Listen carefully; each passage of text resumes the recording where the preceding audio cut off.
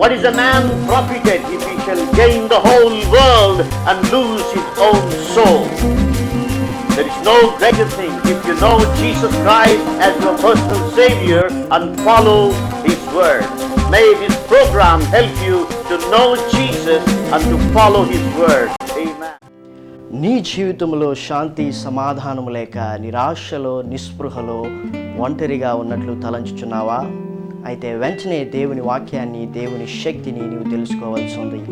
ఎందుకంటే దేవుని వాక్యము తెలుసుకున్నట ద్వారా దేవుని శక్తిని మనం పొందుకుంటాం. కాబట్టి దేవుని వాక్యమును తెలుసుకొని దేవుని శక్తిని పొందుకొనుము. పాస్టర్ గాలి గంగరాజు గారు పరిశుద్ధ గ్రంథము నుండి 3500 వాక్యములు కంఠపాఠం చేసి దేవుని వాక్య శక్తిని పొందుకొని ఉన్నారు. ఇంకను అనేక మంది దేవుని వాక్యమును కంఠపాఠం చేయడానికి ప్రోత్సహించినట్లుగా దేవుని కృప వలన ది బైబుల్ ఫౌండేషన్ సంస్థను స్థాపించి దాని ద్వారా అనేక మందికి ఆకర్షణీయమైనటువంటి బహుమతులను అందజేయుచున్నారు. వెంటనే దేవుని వాక్యాన్ని కంఠపాఠం చేయడం ప్రారంభించండి. 3000 వాక్యాలు కంఠపాఠం చేసినటువంటి వారికి హీరో హోండా బైక్ ఇవ్వబడుతుంది. 2000 వాక్యాలు కంఠపాఠం చేయబడినటువంటి వారికి ల్యాప్టాప్ ఇవ్వబడుతుంది. 1000 వాక్యాలు కంఠపాఠం చేసినటువంటి వారికి హోమ్ కంప్యూటర్ ఇవ్వబడుతుంది. 500 వాక్యాలు కంఠపాఠం చేసినటువంటి వారికి కాస్ట్లీ కొరియన్ బైబుల్ ఇవ్వబడుతుంది. మొట్టమొదటిసారి బైబిల్ ఫౌండేషన్ సంస్థ ద్వారా 1000 వాక్యములు కంఠపాఠం చేసిన వారికి ఈ కంప్యూటర్ ప్రకటించడం చాలా సంతోషకరం. కాబట్టి మేము ఏమైతే అనౌన్స్ చేస్తున్నామో ఇది తప్పక నెరవేరుస్తామని ఈ విధంగా మేము తెలియపరుచుకుంటున్నాం. పట్టులతో 1000 వాక్యాలు కంఠపాఠం చేశారు కాబట్టి వారిని అభినందిస్తూ ఈ కంప్యూటర్ని వారికి అందజేస్తాం.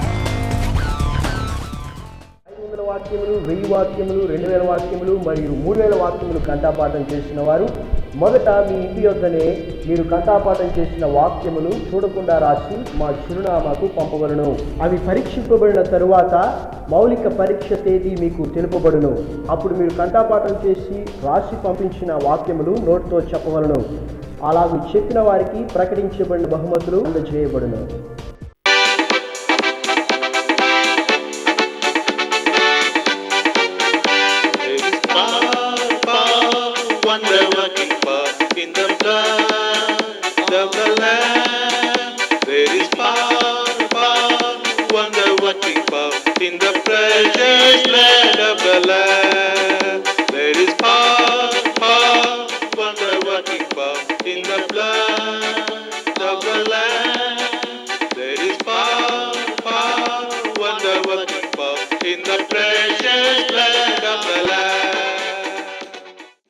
Today's topic is memorizing the word of God.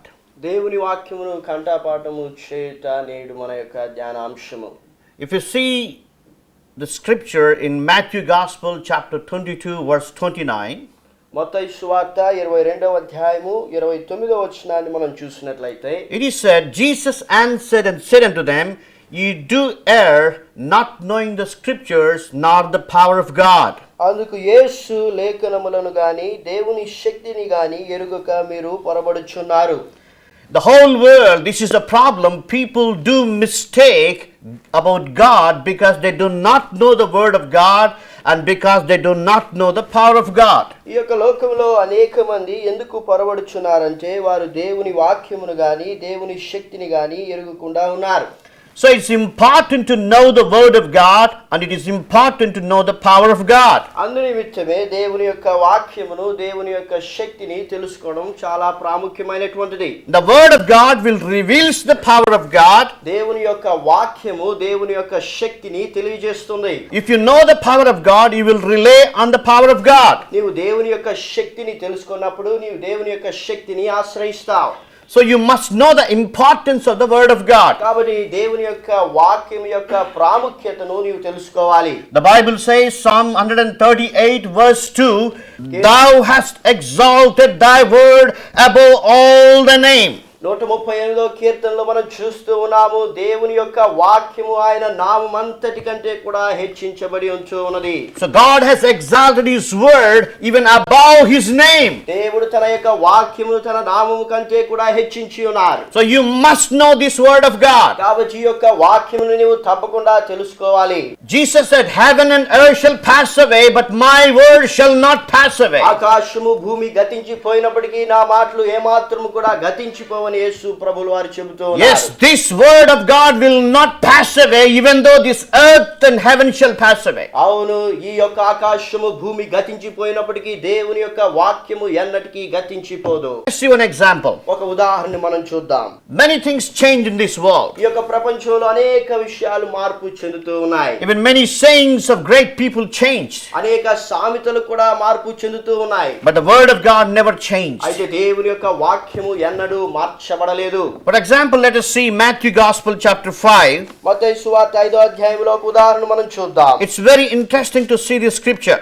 దేవుని యొక్క వాక్యమును చూడడం ఎంతో ఆసక్తికరమైనటువంటి విషయము. And this scripture will help us to believe that the word of God is forever. ఈ యొక్క వాక్య భాగము దేవుని వాక్యము ఎన్నటికి కూడా మార్చబడదని మనం అర్థం చేసుకోవడానికి సహాయపడుతుంది. Please turn with me Matthew Gospel chapter 5 మత్తయి సువార్త 5వ అధ్యాయము verse 36. 36వ వచనము. Jesus said here, neither shall thou swear by the head, because thou canst not make one hair white or black. యేసు ప్రభు అంటూ ఉన్నారు, నీ తలతోడని ఒట్టు పెట్టుకొనవద్దు, నీవు ఒక వెంట్రుకనైనను తెలుపుగా గాని నలుపుగా గాని చేయలేవు. This is true even today. అవును, ఇది నేటికి కూడా సత్యముగా ఉంటుంది. Jesus spoke this word about 2000 years ago. దాదాపు 2000 సంవత్సరముల క్రితం యేసు ప్రభులు వారి మాట చెప్పి ఉన్నారు. But this is true even today. అయితే నేటికి కూడా ఇది సత్యముగా ఉంది. Many things passed away, ఎన్నో విషయాలు గతించిపోయాయి. but this is not passed away, అయితే ఈ వాక్యం మాత్రం గతించిపోలేదు. because it is said by Lord Jesus Christ. ఎందుకంటే యేసు ప్రభులు వారు పలికినటువంటి మాటలు. We can see the technology in this world. ఈ యొక్క లోకములో మనము ఎంతో టెక్నాలజీని చూస్తూ ఉన్నాం. So people have intended many technologies. ఎన్నో టెక్నాలజీల ద్వారా అనేక విషయాలు మనుషులు కనుగొంటూ ఉన్నారు. Even we can see through the plastic surgery, even people are changing the faces of people.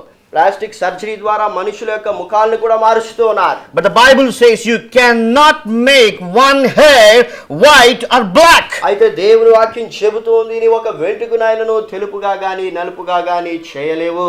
Even today, nobody on this surface of this earth could able to find some medicine or some chemical which can change white hair into black or black hair into white. అందుకోసమనే నేటికి కూడా ఎవరు కూడా ఈ లోకములో ఒక వెంట్రుకని తెలుపుగా గాని నలుపుగా గాని లేకపోతే నలుపుగా గాని తెలుపుగా గాని మార్చడానికి ఏ మందును కనుగొనలేకపోతూ ఉన్నారు. The reason is Jesus said you cannot do that. ఎందుకంటే యేసు ప్రభు చెప్పారు, మీరు ఆ విధంగా చేయలేరు. So nobody ever will be able to do that. అందుకోసమే ఎప్పటికి కూడా ఎవరు ఈ విధంగా చేయలేరు. This is such a practical example. ఇది ఎంతో మరి ఆసక్తికరమైనటువంటి ఉదాహరణ.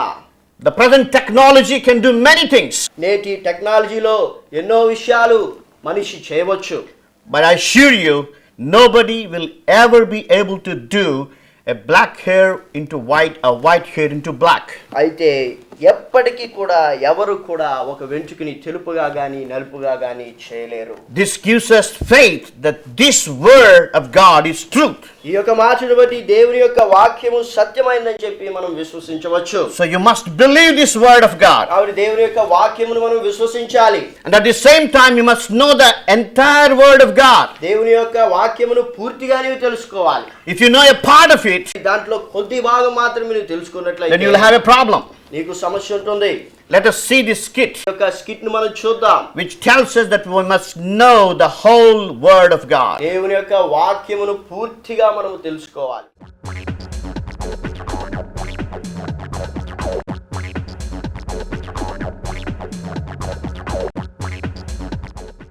Bible, Holy Bible. A true Christian must go through the Bible every day. I am a true Christian. Proverbs chapter 24 and the verse 13. My son, eat thou honey honey. Because it's good, good, very good. Honey itself a tasty item. See, it finds a place in Bible. Honey, honey. Now, honey. Now, I must take honey, honey.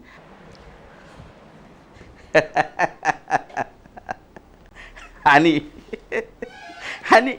We will have to taste honey. That's very important.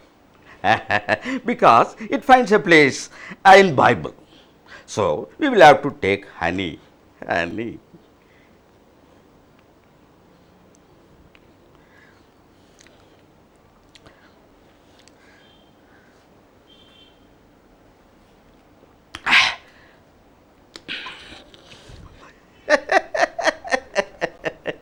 A tasty item, no doubt, no doubt.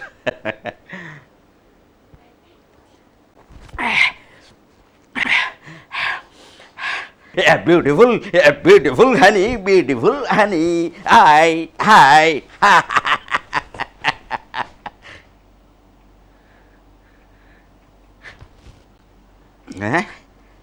What happened? There is something wrong with my stomach.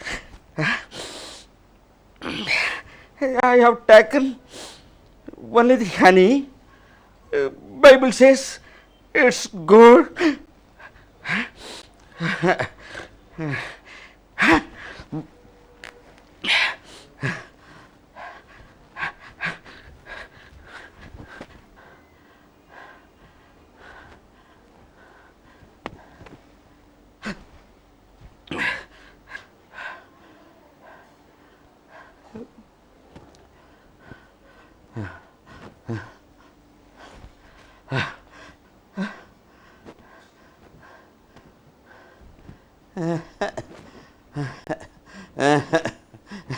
No more walking, no more walking. Pastor, I have taken only honey. There is something wrong with my health. Now, I will come to you. What is this? What happened to my health? I do not know. Pastor, morning. This is what? Proverbs 24, This version? verse 13. That. Please read this, Pastor. Please read. My son, eat the honey because it is good. It's good. It's good. You agree with this? Yes, it's good. Honey is good. I have taken honey. That is the problem. Now I am not able to walk even. I do not know what happened to me. Honey is good. Bible says. You are also saying. But how much honey you ate? One bottle. One bottle? One full bottle. One full bottle. Yes, Pastor. But I do not know what happened to my health, what happened to my stomach. But Bible also says, Yeah. this is Proverbs 25th, Oh. verse 27. Read here. It is not good to eat much honey. It is not good to eat much honey. Many Yes. people do the same mistake. They read a part of Bible and they forget to read the other part of the Bible and they make decisions. They get into problems and they blame the Bible. You are not alone. Many people do the same. You must read the Bible completely. Do you know that? Excuse me, Pastor, excuse me. Hereafter, I will go through the Bible perfectly and I will understand what is given in Bible. This time, please forgive Okay. me, Pastor. When you read the whole Bible and obey every scripture, God will bless you. So the attitude of memorizing the scriptures will bring many blessings to you. దేవుని యొక్క వాక్యమును కంఠపాఠం చేసేటువంటి లక్షణము మనలో ఎన్నో ఆశీర్వాదాలను తెస్తుంది. We want to encourage you to memorize the word of God. దేవుని యొక్క వాక్యమును కంఠపాఠం చేయమని మేము మిమ్మల్ని ప్రోత్సహిస్తూ ఉన్నాం. Let us see some blessings. కొన్ని ఆశీర్వాదములను మనం చూద్దాం. By the word, you will have strong faith. దేవుని యొక్క వాక్యము ద్వారా నీవు గొప్ప విశ్వాసమును కలిగి ఉండవచ్చు. The scripture says in Romans chapter 10 verse 17, రోమాపత్రిక 10వ అధ్యాయము 17వ వచనం చెబుతోంది, faith comes by hearing and hearing by the word of God. విశ్వాసము వినుట వలన కలుగుతుంది, క్రీస్తును గురించిన మాట వలన కలుగుతుంది. As you memorize the word of God, దేవుని యొక్క వాక్యము నీవు కంఠపాఠం చేయుచుండగా, as you speak out the word of God, దేవుని యొక్క వాక్యము నీవు చెబుతూ ఉండగా, and you will hear the word of God. దేవుని యొక్క వాక్యాన్ని నీవు వింటావు. As you hear the word of God, దేవుని యొక్క వాక్యాన్ని నీవు వింటూ ఉండగా you will have strong faith. గొప్ప విశ్వాసం నీకు కలుగుతుంది. We hear people preachers, you must have faith, but how can the faith will come? అనేక మంది ప్రసంగికులు విశ్వాసం కలిగి ఉండాలని బోధిస్తూ ఉన్నారు. అయితే విశ్వాసమును మనం ఏ విధంగా పొందుకోగలము? The only way to get faith is by hearing the word of God. విశ్వాసమును పొందుకొనుటకు ఒకే మార్గము ఏదనగా దేవుని వాక్యమును వినుట ద్వారా. Second benefit, let us see. రెండవ ఆశీర్వాదమును మనం చూద్దాం. The second blessing, the word of God will help you not to sin against the Lord. దేవునికి వ్యతిరేకముగా పాపము చేయకుండా సహాయపడుతుంది. King David said, Psalm 119 verse 11, 119వ కీర్తన 11వ వచనంలో దావీదు చెబుతున్నాడు, Thy word have I hid in mine heart that I might not sin against. వాక్యమును నా హృదయమందు ఉంచుకున్నాను, నేను నీ ఎదుట పాపము చేయకుండానట్లు. We all know that the Lord himself testified about David in the book of Acts. అపోస్తలుల కార్యములు దేవుడు దావీదును గురించి ఈ విధంగా సాక్ష్యం I have found David son of Jesse, a man after mine own heart, యెష్షీ కుమారుడైనటువంటి దావీదు నా యొక్క హృదయానుసారుడని అక్కడ చెబుతున్నాడు. which shall fulfill all my will.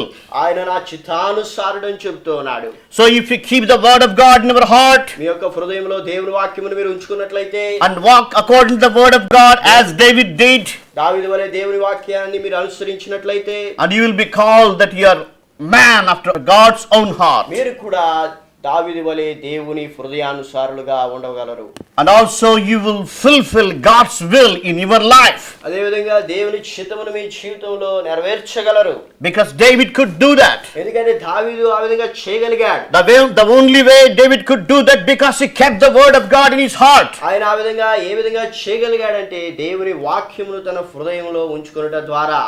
So the word of God will help you to do God's will. కాబట్టి దేవుని చిత్తమును చేయడానికి దేవుని వాక్యము నీకు సహాయపడుతుంది. Thirdly, the word of God helps you to overcome the devil. మూడవదిగా అపవాదిని జయించడానికి దేవుని వాక్యము నీకు సహాయపడుతుంది. The Lord Jesus Christ himself used the word of God when he resisted the devil. అపవాదిని దేవుడు ఎదిరించినప్పుడు దేవుని వాక్యాన్ని ఉపయోగించినట్లుగా మనం చూస్తాం. We can see that Matthew Gospel chapter 4. మత్తయి సువార్త 4వ అధ్యాయంలో ఈ విషయాన్ని చూడగలము. The word of God keeps you from false teachings. దేవుని యొక్క వాక్యము అబద్ధ బోధకు నీకు దూరముగా ఉంచుతుంది. The Bible says in 1 John chapter 4 verse 1.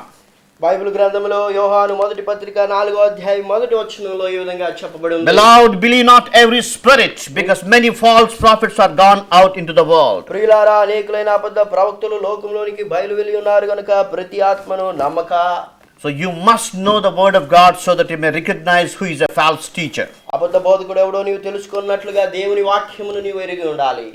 So these are the blessings, and many blessings you have if you memorize the word of God. దేవుని యొక్క వాక్యమును కంఠపాఠం చేయుట ద్వారా ఈ ఆశీర్వాదములు ఇంకను అనేక ఆశీర్వాదములు నీవు పొందుకొనగలవు. On the whole, you will have understanding in everything by the power of the word of God. దేవుని యొక్క వాక్య శక్తి ద్వారా ప్రతి విషయాన్ని కూడా నీవు అర్థం చేసుకోగలవు.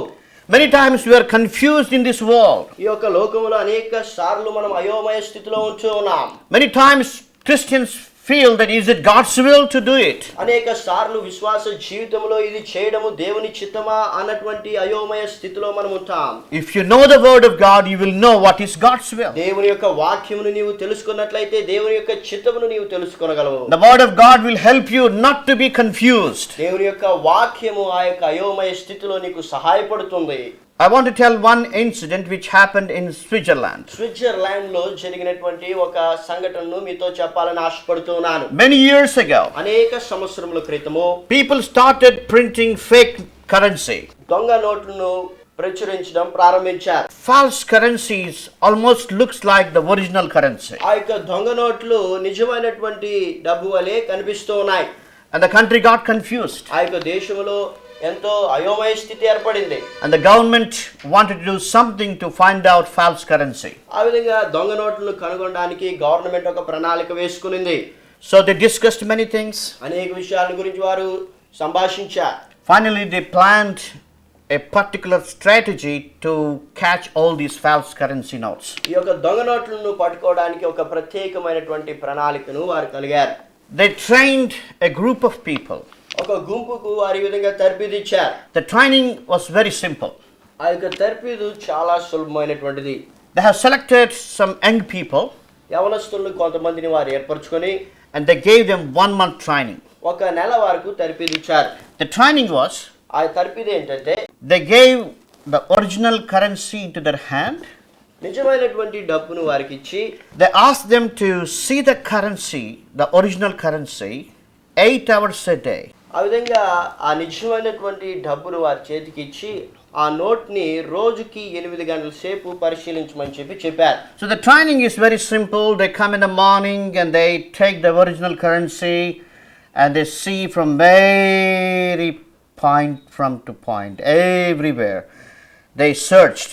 They go from this bottom and they keep their eyes on it and they study every part of the original currency. ఆ యొక్క నోట్లో ఉన్నటువంటి ప్రతి చిన్ని భాగాన్ని కూడా వారు చాలా మరి క్షుణ్ణంగా గమనించారు. When they observed the original currency 8 hours per day, ఆ విధంగా రోజుకి 8 గంటలు చాలా జాగ్రత్తగా ఆ నోటును వారు గమనించడంతో after 1 month, ఒక నెల తర్వాత they got discernment. వారికి ఒక అవగాహన వచ్చింది. And when they went to the streets, వారు వీధుల్లోనికి వెళ్ళినప్పుడు they could easily grab the false currency. వారి దొంగ నోట్లను వారు చాలా సులభంగా పట్టుకోగలిగారు. Even though they both look like same, అవి రెండు కూడా ఒకే విధంగా కనిపిస్తున్నప్పటికీ because they spent time with this original ఈ currency, యొక్క నిజమైనటువంటి నోటుతో వారు చాలా ఎక్కువ సమయాన్ని గడిపారు గనుక because they concentrated on this original ఈ currency, యొక్క నిజమైనటువంటి నోటు పైన వారు కేంద్రీకరణ ఉంచారు గనుక their mind grasped what is originality. నిజమైనటువంటిది ఏదో వారి మనస్సులో ముద్ర పడిపోయింది. So when they saw false notes, ఆ విధంగా దొంగ నోటు వారు చూసినప్పుడు immediately they could say it is false currency. ఇది దొంగ నోటు అని వారు చాలా సులభంగా చెప్పగలిగారు. Similarly, అదే విధముగా if you spend time with the word of God, దేవుని యొక్క వాక్యముతో నీవు సమయాన్ని గడిపినప్పుడు if you study the word of God carefully, దేవుని యొక్క వాక్యమును నీవు జాగ్రత్తగా ధ్యానించినప్పుడు it will help you. అది నీకు సహాయం చేస్తుంది. The word of God will give you discernment to know what is original and what is duplicate. ఏది నిజమైనటువంటిదో ఏది అబద్ధమైనటువంటిదో తెలుసుకొనుటకు దేవుని వాక్యము నీకు సహాయపడుతుంది. You need not be in confusion. నీవు అయోమయ స్థితిలో ఉండాల్సిన పని లేదు. The word of God will tell you what you should do and what you should not do. నువ్వు ఏం చేయాలో ఏమి చేయకూడదో దేవుని వాక్యము నీకు తెలియజేస్తుంది. The word of God has power. దేవుని యొక్క వాక్యము శక్తి కలిగినటువంటిది. Let us see Hebrews chapter 4. Hebrew పత్రిక 4వ అధ్యాయాన్ని తీద్దాం. It is very, very important scripture. ఇది చాలా ప్రాముఖ్యమైనటువంటి వాక్య భాగము. Better you must memorize this ఈ word, యొక్క వాక్యమును మీరు కంఠపాఠం చేసినట్లయితే అది ఎంతో మంచిది. because you will know the power of the word of God in this scripture. ఎందుకంటే దేవుని యొక్క వాక్య శక్తిని ఈ యొక్క వాక్యములో నీవు చూస్తావు. Hebrews chapter 4 verse 12 says, Hebrew పత్రిక 4వ అధ్యాయం 12వ వచనం విధంగా చెబుతూ ఉంది. "But the word of God is quick and powerful and sharper than any two-edged sword." దేవుని యొక్క వాక్యము సజీవమై బలమైనదై రెండంచుల గల ఎటువంటి ఖడ్గము కంటెను వాడిగా ఉండి piercing even to the dividing asunder of soul and spirit and of the joints and marrows, and is a discerner of thoughts and intents of the heart. ప్రాణాత్మలను కీళ్లను మూలుగులను విభజించినంత మట్టుకు దూర్చు హృదయం యొక్క తలంపులను ఆలోచనలను శోధించుచున్నది. The word of God even will go into your thoughts. దేవుని యొక్క వాక్యము నీ యొక్క ఆలోచనలోనికి వెళుతుంది. The word of God can operate even the intentions of your heart. నీ యొక్క హృదయ ఆలోచనలను దేవుని యొక్క వాక్యము ప్రభావితము చేస్తుంది. A general surgeon has limits that he cannot operate every part of the body. కాబట్టి సర్జన్స్ కి మరి శరీరంలో ఆపరేషన్ చేయడానికి వారికి కొన్ని పరిమితులు ఉన్నాయి. And definitely he cannot operate on thoughts of human being. మనిషి యొక్క ఆలోచనలపై ఎటువంటి సర్జన్ కూడా ఆపరేషన్ చేయలేడు. And a surgeon cannot know the intentions of the heart of people. మనిషి యొక్క హృదయ ఆలోచనలు ఏ సర్జన్ కూడా తెలుసుకొనలేడు. But the word of God knows. అయితే దేవుని యొక్క వాక్యమునకు తెలుసు. It can go through anywhere. అది ఎక్కడి నుంచైనా కూడా ఎక్కడికైనా వెళ్ళగలదు. It can change your thoughts. నీ యొక్క ఆలోచనలు మార్చగలదు. It can change your intentions. నీ యొక్క నడవడికనేది మార్చగలదు. It can change your way of life. నీ యొక్క జీవితం అనేది మార్చగలదు. Because he has the power. ఎందుకంటే అది శక్తి కలిగినటువంటిది. Let us see another scripture. మరొక వాక్య భాగం మనం చూద్దాం. The word of God says in 2 Timothy chapter 3 verse 16. 2 Timothy పత్రిక 3వ అధ్యాయం 16-17 వచనాల్లో ఈ విధంగా దేవుని వాక్యం చెబుతోంది. All scripture is given by inspiration of God and is profitable for doctrine, for reproof, for correction, for instruction in righteousness. దైవజనుడు సన్నద్ధుడై ప్రతి సత్కార్యమునకు పూర్ణముగా సిద్ధపడి ఉండునట్లు దైవావేశం వలన కలిగిన ప్రతి లేఖనము ఉపదేశించుటకును ఖండించుటకును తప్పు దిద్దుటకును నీతి యందు శిక్ష చేయుటకును ప్రయోజనకరమై ఉన్నది. So this word of God has all powers. ఈ యొక్క దేవుని వాక్యము శక్తితో కూడుకున్నటువంటిది. But unfortunately you are keeping the world in your heart instead of the word of God. అయితే దురదృష్టవంతముగా దేవుని యొక్క వాక్యమును నీ హృదయంలో ఉంచుకొనుటకు బదులుగా ఆ యొక్క లోకమును నీ హృదయంలో ఉంచుకొని ఉన్నావు. Many people have the world in their heart instead of the word of God. దేవుని యొక్క వాక్యమునకు బదులుగా అనేక మంది హృదయంలో ఈ యొక్క లోకముంచు ఉంది. If you keep the world, it will destroy you. ఈ యొక్క లోకమును నీ యొక్క హృదయంలో ఉంచుకుంటే అది నిన్ను నాశనం చేస్తుంది. If you keep the word of God in your heart, it will build your life. దేవుని యొక్క వాక్యమును హృదయంలో ఉంచుకున్నట్లయితే నీ యొక్క జీవితం అనేది మార్చివేస్తుంది. The word of God will construct you. దేవుని యొక్క వాక్యము నిన్ను నిర్మిస్తుంది. The world will distract ఈ you. యొక్క లోకము నిన్ను నాశనం చేస్తుంది. If you want to be constructed by the word of God, దేవుని యొక్క వాక్యము చేత నువ్వు నిర్మించబడాలనుకుంటున్నట్లయితే, if you want to construct your life, నీ యొక్క జీవితం నువ్వు కట్టుకోవాలనుకుంటున్నట్లయితే, if you want to see blessings in your నీ life, యొక్క జీవితంలో ఆశీర్వాదమును చూడాలనుకుంటున్నట్లయితే, remove the world from your నీ heart యొక్క హృదయంలో నీ లోకమును తీసివేయము. and keep the word in your heart. దేవుని యొక్క వాక్యమును నీ హృదయంలో ఉంచుకోము. And it is a good thing to keep the word of God in your heart. దేవుని యొక్క వాక్యమును నీ హృదయంలో ఉంచుకోవడం మంచిది. And when you ask good thing, God will give you. మంచివులు దేవుడు ఇచ్చువాడుగా ఉన్నాడు. The word of God says in Matthew Gospel chapter 7 verses from 9 to 11. మత్తయి సువార్త 7వ అధ్యాయం 9వ వచనం నుండి 11వ వచనం వరకు దేవుని వాక్యం ఈ విధంగా చెబుతోంది. Very, very important passage. ఇది చాలా ప్రాముఖ్యమైనటువంటి వాక్య భాగము. Our Lord Jesus Christ wants to encourage us to ask good things from our Father. మన తండ్రి నుండి మనము మంచి ఈవులను పొందాలని దేవుడు ఇచ్ఛయించి ఉన్నాడు. He said, or what man is there of you whom if his son asks bread will he give him stone? యేసు ప్రభువు అంటున్నాడు, మీలో ఏ మనుష్యుడైనను తన కుమారుడు తను రొట్టెను అడిగిన వానికి రాతినిచ్చునా? If he asks fish will he give him serpent? చేపను అడిగిన పామునిచ్చునా? If they then being evil know how to give good gifts unto your children, మీరు చెడ్డవారయుడు మీ పిల్లలకు మంచి నీయాలని అనుకుంటూ ఉన్నప్పుడు, how much more shall your Father which is in heaven give good things to them that ask him? పరలోకమందున మీ తండ్రిని తన అడుగు వారికి అంతకంటే ఎంతో నిశ్చయముగా మంచి ఈవులను ఇచ్చును. Let us ask this good thing from our heavenly Father. మన పరలోకపు తండ్రి నుండి ఈ మంచి ఈవులను మనం అడుగుదాం. Our lovingly heavenly Father, పరలోకమందున్న తండ్రి, you promised us you will give us good things. మంచి ఈవులను మాకు ఇస్తారన్న వాగ్దానాన్ని బట్టి మీకు వందనాలు. Now we heard from your word. మీ వాక్యం నుండి మేము విని ఉన్నాం. Keeping your word in our heart is a blessing. మీ యొక్క వాక్యమును మా హృదయంలో ఉంచుకోవడం ఎంతో ఆశీర్వాదకరం.